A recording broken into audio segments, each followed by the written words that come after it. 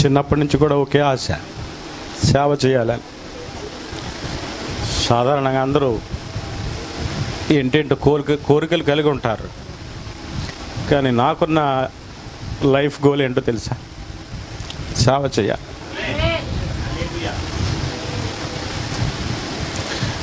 నా జీవితం మొత్తం మీకు తెలుసు.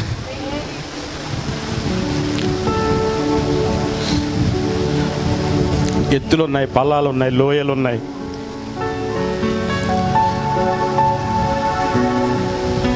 అవన్నిటిని దాటుకొని నిలబడ్డా. దేవుడైతే నన్ను వదిలిపెట్టలేదు. మనుషులు వదిలేశారు, స్నేహితులు, కుటుంబీకులు అందరూ వదిలేశారు. దేవుడైతే నన్ను వదిలిపెట్టలేదు. నన్ను ఎంతగా ఆశీర్వదించాడంటే,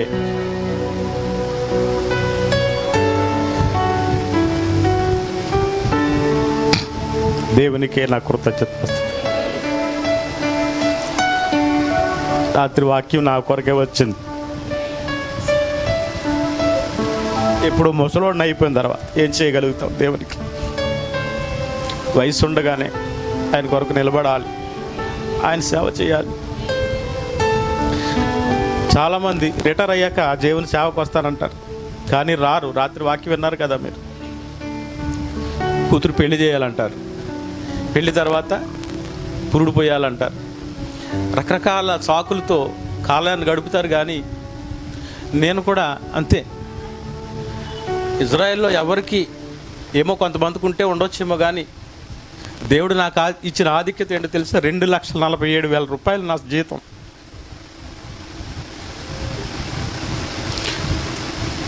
వదిలి వచ్చానంటే నా హృదయంలో ఎంత భారం ఉందో, దేవుని సేవ పట్ల ఎంత కమిట్మెంట్గా నేను వచ్చాను అర్థం చేసుకోండి.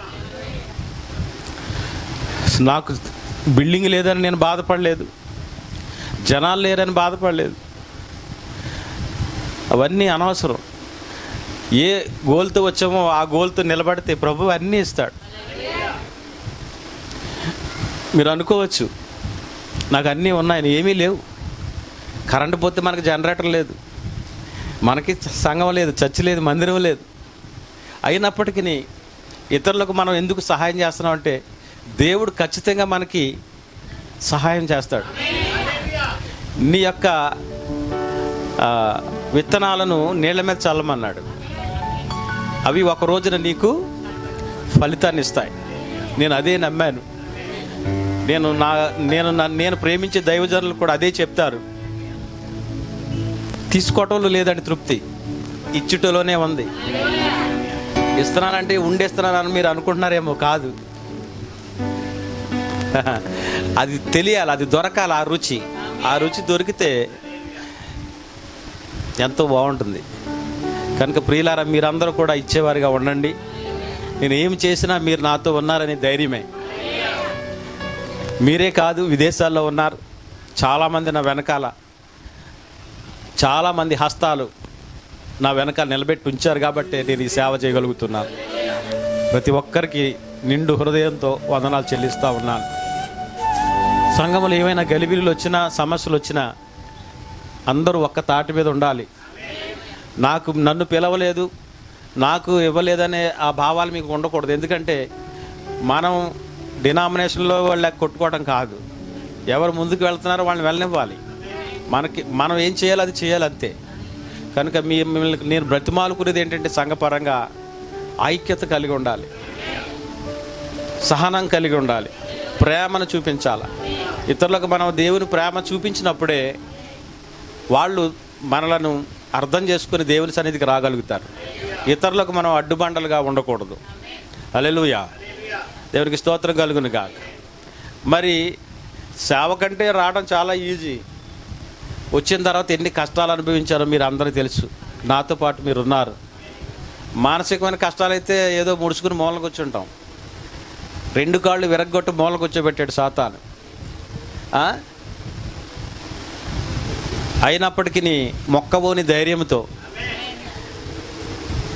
సంఘబిడ్డలు అందరూ కూడా తమ చేతుల మీద నన్ను నడిపించారు. మరొక్కసారి మీ అందరికీ నిండా వందనాలు. ఏమి ఆశించి అంటే మీరెవ్వరూ ఏమి ఆశించట్లేదు, అలాగని నేను కూడా ఏమి ఆశించట్లేదు. మనందరి గోల్ ఒకటే, ప్రభు రాజ్యం కొరకు కొన్ని ఆత్మలైనా సంపాదించాలి. కారణాలు, సాకులు ఈవేళ